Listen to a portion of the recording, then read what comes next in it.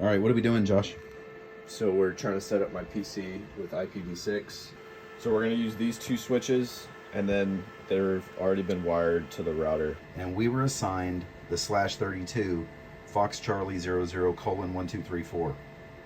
Okay, and we're going to carve that up. We need to create a couple subnets. A more simplified layer 3 picture of this network up here would literally be as simple as this. Each space is 4 binary digits. It's known as a nibble, technically, and it's a hex character. These are known as hextets. So this portion right here is a hextet. This is another hextet. If you fully expanded this out, this is a fully expanded IPv6 address, and this is the compressed notation. Well, the double colons means it's a placeholder for all zeros, and I left out the 1, 2, 3, 4, excuse me. So how many binary digits is an entire IPv6 address?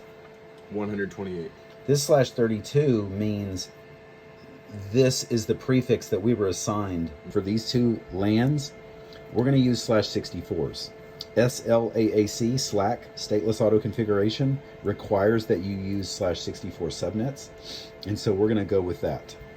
We drew the /64 boundary. When subnetting with IPv6, you don't want to be breaking these out into binary. You want to use just regular hexadecimal numbering.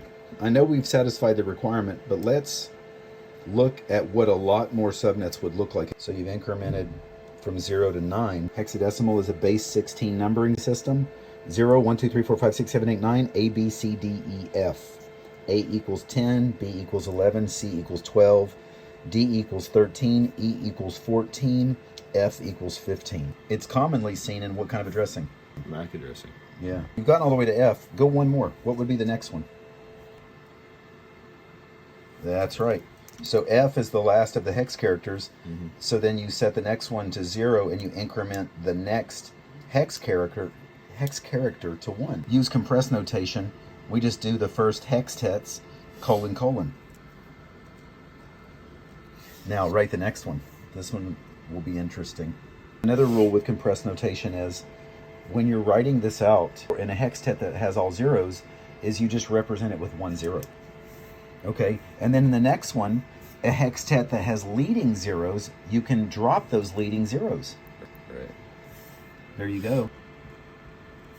Now we have our subnets for our test environment. So we have a plan in place. Look for the next video that will drop for how to configure these on this equipment.